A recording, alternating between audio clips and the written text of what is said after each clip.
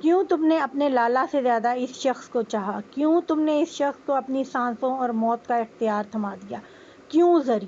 کیوں کیا تم نے ایسا؟ بتاؤ مجھے، آج میں جواب لیے بنا نہیں جاؤں گا۔ غزین قبر کے پاس بیٹھا اپنے آنسو صاف کرتے سرگوشی میں گلا شکوہ کر رہا تھا، لیکن ان کے شکوے کے جواب دینے کے لیے زرگل وہاں نہیں تھی۔ تو کہتی کہ خان لالا، یہ دنیا بڑی ظالم ہے، اس نے تمہاری لاڈلی کو محبت نگر کی باسی بننے نہیں دیا۔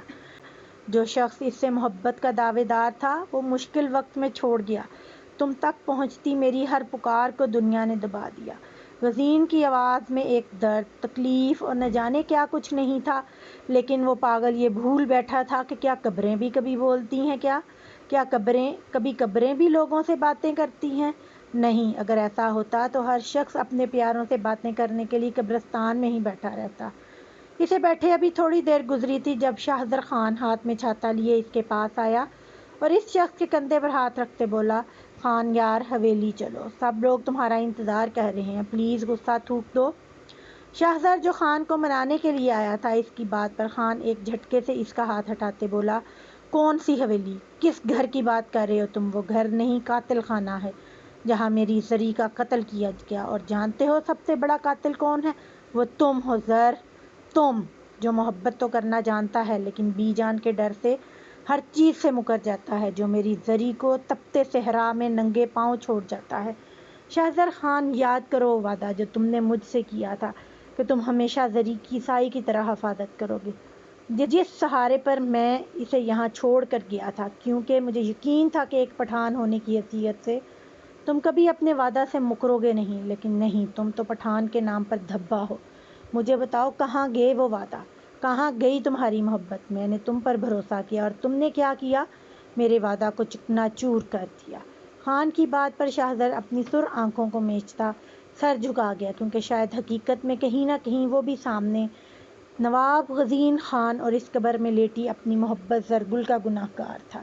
اس کو خاموش پاتے خان زرگل کی قبر پر بوسہ دیتے، اس کی مغفرت کی دعا کرتے، باہر کی جانب رخ کرتے بولا، کہہ دینا سب سے کہ زری کے ساتھ ساتھ خان کو بھی کھو دیا انہوں نے، اب میرا اس گھر سے کوئی ناتا نہیں۔ یہ کہتے خان قبرستان سے نکل گیا۔ اس کے جانے کے بعد شاہزر بھی مردہ قدم اٹھاتے باہر کی جانب چل دیا۔ اس سارے منظر کو دیکھ کر آسمان چیختا چنگھاڑتا زور زور سے برسنا شروع کر چکا تھا، جبکہ ہوائیں پاگل ہونے کے قریب تھیں۔ کیوں نواب خاندان کے وہ دو لڑکے جن کی دوستی کے قصے دور دور تک مشہور تھے، آج اس منو مٹی کے نیچے لیٹی زرگل کے جانے سے ٹوٹ گئے تھے۔ آج نواب خاندان کا ایک بیٹا ہمیشہ کے لیے اپنے خاندان سے جدا ہو گیا تھا۔ جہاں اسلام آباد کے موسم نے انگڑائی لی تھی، وہ سردیوں کو خیر باد کہہ دیا تھا، وہیں دوسری طرف لوگوں کی زندگیوں میں بھی نیا موڑ آنے لگا تھا۔ دریا اور کشمالہ نے اپنی محبت کو منزل تک پہنچاتے نئی زندگی کا آغاز کیا۔ زرق اور زرمینہ، جس کی محبت کھٹی میٹھی نوک جھونک سے ان چھٹیوں میں پروان چڑھنے لگی تھی، ان کی یونی دوبارہ سے شروع ہو چکی تھی۔ غزین اور شاہزر کا رشتہ جو کچھ بہتری کی طرف آ رہا تھا، ولیجہ کی حالت وہ پھر سے سالوں پیچھے چلا گیا۔ ایسے میں ماہ پارہ اور غزین کے رشتے میں احساسات کے ساتھ فرض بھی شامل ہونے لگا تھا۔ ماہ نے انجانے میں غزین کے سارے کام اپنے ہاتھ میں لے لیے تھے، وہ دونوں غیر محسوس طریقے سے ایک دوسرے کے عادی ہو رہے تھے۔ ماہ یار، میری نیلی ٹائی نہیں مل رہی، پلیز جلدی ڈھونڈ دیں۔ چند دنوں میں غزین کو ماہ کی اتنی عادت ہو گئی تھی کہ اب خود سے سامنے پڑی ٹائی پکڑنا بھی اسے محال تھا، اس لیے جان بوجھ کر ماہ سے جھوٹ بولتے اسے بلا رہا تھا۔ غازی، حد ہے بھئی، اب آپ کو سامنے پڑی ٹائی بھی نظر نہیں آ رہی؟ ایک تو پہلے ہی آپ کی وجہ سے میں لیٹ ہو چکی ہوں، اوپر سے آپ بھی تنگ کر رہے ہیں۔ ماہ ڈریسنگ روم سے نکلتے ٹائی غزین کو پکڑاتے چڑی تھی، اب پلیز پیچھے ہو جائیں، مجھے ابھی بھی اپنا حجاب بنانا ہے۔ آپ تو لڑکیوں کی طرح ڈریسنگ ٹیبل پر قبضہ جما کر کھڑے ہی ہو گئے ہیں۔ ماہ غزین کو شیشے کے سامنے سے ہٹاتی خود آگے کھڑی ہوئی تھی، جو ماہ کے چڑھنے پر لطف اندوز ہوتے انتہائی مظلومیت سے بولا، اللہ میرے حال پر رحم کرے، جب سے بیوی آئی ہے میں تو اپنے ڈریسنگ ٹیبل سے بھی محروم ہو گیا ہوں۔ ماہ پر جھکتے غزین پرفیوم اٹھاتے بڑبڑایا تھا، توبہ توبہ، کتنا جھوٹ بولتے ہیں غازی آپ۔ غزین کی بڑبڑاہٹ پر ماہ اس کی طرف متوجہ ہوئی تھی، جس سے پن لگاتے اس کے ہاتھ یکدم کانپے تھے اور جواب دینے کے چکر میں پن اس کی فنگر میں لگی تھی۔ اوہ ہو ماہ، دھیان کہاں ہے آپ کا؟ دیکھیں اب لگ گئی نا ہاتھ پر۔ ماہ کے ہاتھ کو جلدی سے پکڑتے غزین فکر مندی سے ڈانٹتے ہوئے بولا، اور ڈرا میں سے فرسٹ ایڈ باکس سے سنی پلاس نکال کر ماہ کی فنگر پر لگاتے خود اس کا حجاب مکمل کرنے لگا۔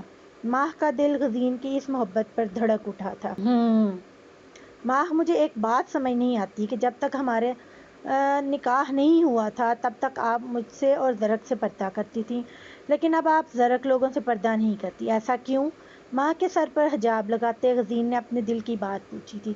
غازی، میں کوئی اتنی نیک نہیں اور نہ ہی میں شرعی پردہ کی پابند ہوں۔ ہاں، جب تک میں تنہا تھی تب تک دنیا کا ہر مرد مجھے خوف زدہ کرتا تھا، اسی لیے میں سب سے پردہ میں ملتی تھی، پر آپ سے نکاح کے بعد آپ کے تعلق سے ملنے والا ہر مرد مجھے جو عزت اور احترام دیتا ہے کہ مجھے وہ آپ کے حوالے سے بہت عزیز ہو گئے ہیں۔ میں دریاب لالا اور شاہزر لالا کو اپنے سگے بھائیوں کی طرح ماننے لگی ہوں، اور زرق تو مجھے مینا کی طرح عزیز ہے، اس لیے آپ کی خاطر میں ان لوگوں کے سامنے نقاب نہیں کرتی، لیکن پھر بھی یہ حقیقت ہے کہ وہ ہیں تو میرے نامحرم، تو اگر آپ چاہتے ہیں کہ میں ان سے پردہ کروں تو میں ضرور کروں گی۔ اپنی سادگی میں ماہ نے انجانے میں غزین پر اپنی محبت آشکار کر چکی تھی۔ نہیں، میں تو ویسے ہی پوچھ رہا تھا، جیسے آپ رہنا چاہتی ہیں رہ سکتی ہیں، میری طرف سے آپ پر کوئی جبر نہیں ہوگا۔ غزین ماہ کے ماتھے پر جھک کر بوسہ دیتے بولا۔ ماہ کا یوں اس کے بھائیوں کو عزت دینا اور اپنی فیملی سمجھنا غزین کو بہت اچھا لگا تھا، اس کے دل میں ماہ کی محبت اور عزت مزید بڑھی تھی۔ مرد ہمیشہ اس عورت کو ہی عزیز رکھتا ہے جو اس کے ساتھ ساتھ اس کے گھر والوں کو بھی عزت اور محبت دینا جانتی ہو۔ تیار ہونے کے بعد وہ لوگ نیچے آئے تھے جہاں ٹیبل پر کشمالہ، دریاب اور زرق لوگ بیٹھے ناشتہ کر رہے تھے۔ لالا، مجھے آپ سے بات کرنی ہے۔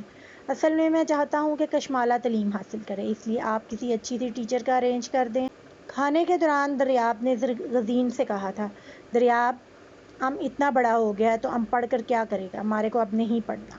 دریاب کی بات پر کشمالہ جلدی سے بولی تھی، وہ تو یہاں آ کر پرسکون تھی کہ چلو اب پڑھائی سے تو جان چھوٹی، لیکن اب پھر سے پڑھنے کے خیال نے اسے بے چین کر دیا تھا۔ کیوں، اب کیا تم بڈھی اماں ہو گئی ہو؟ چپ کر کے بیٹھ جاؤ، بس میں نے کہہ دیا ہے تم پڑھو گی تو مطلب پڑھو گی۔ کشمالہ کی بات پر دریاب دو ٹوک لہجے میں بولا، شاہزر لالا دیکھیں نا، ادھر ہمارے کو ڈانٹ رہا ہے۔ کشمالہ دریاب کی ڈانٹ پر منہ بسورتے زر کو شکایت لگاتے بولی۔ دریاب اور کشمالہ کی نوک جھونک کو سب بہت انجوائے کر رہے تھے۔ دریاب خان، کیا بھول گئے ہو شادی کرتے وقت تم نے کتنی منتیں کی تھیں جو اب میری بہن کو تنگ کر رہے ہو؟ اپنی بہن کی تکلیف پر تڑپتے شاہزر نے اسے گلے لگایا تھا اور دریاب کو گھور کر دیکھا تھا۔ شاہزر کے گلے لگتے ہی کشمالہ نے دریاب کو منہ چڑھایا تھا۔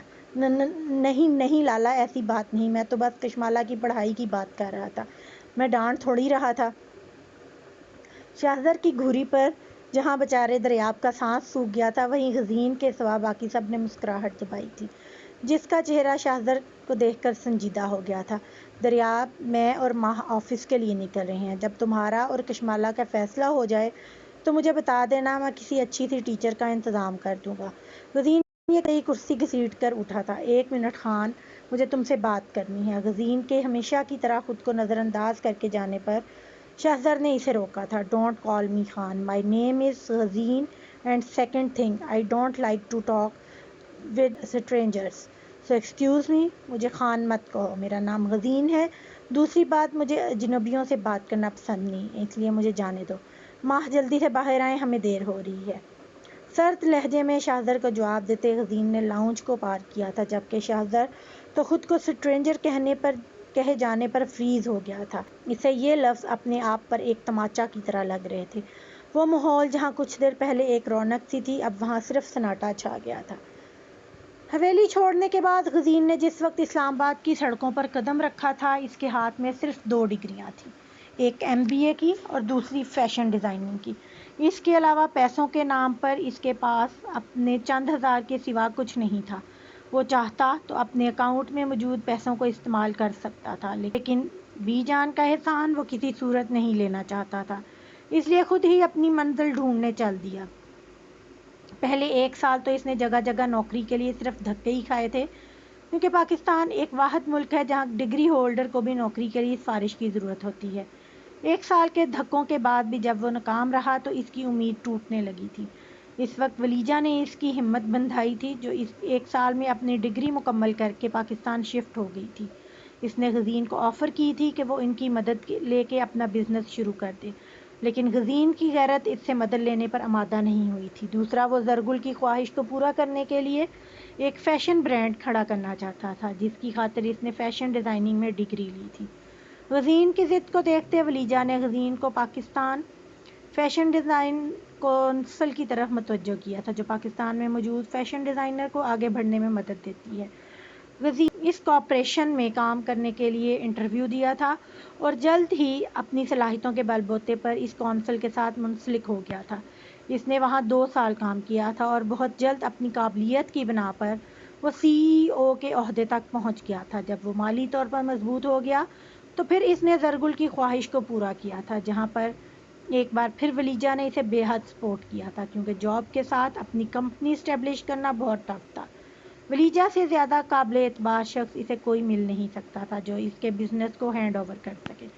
ولیجہ نے کام کے ساتھ ساتھ فیشن کورسز بھی کرنا شروع کر دیے تھے تاکہ وہ بھی غزین کی مدد کر سکے۔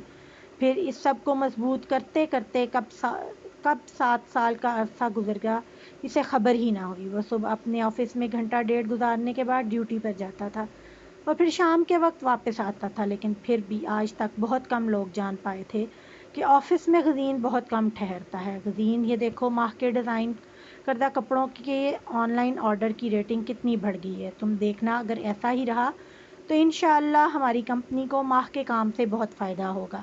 ولیجہ کی خوشی سے بھرپور آواز نے غزین کو اس کی سوچوں سے نکالا تھا، جو آج بہت دنوں بعد اس قدر فریش نظر آ رہی تھی یا نظر آنے کی کوشش کر رہی تھی۔ غزین نے مبہم سا جواب دیا۔ وہ اس وقت ولیجہ سے نظریں ملانے سے کترا رہا تھا، کیونکہ ولیجہ کو ملی تکلیف کا کہیں نہ کہیں ابھی بھی خود کو ذمہ دار ٹھہرا رہا تھا۔ کیا غزین، میرے خیال میں اس بات پہ ہمیں سیلیبریٹ کرنا چاہیے، اور تم اتنا کم رسپانس کیوں دے رہے ہو؟ کیا تمہیں خوشی نہیں ہوئی؟ ولیجہ نے غزین کے چہرے کو جانچا تھا۔ کیسی باتیں کر رہی ہو ولیجہ؟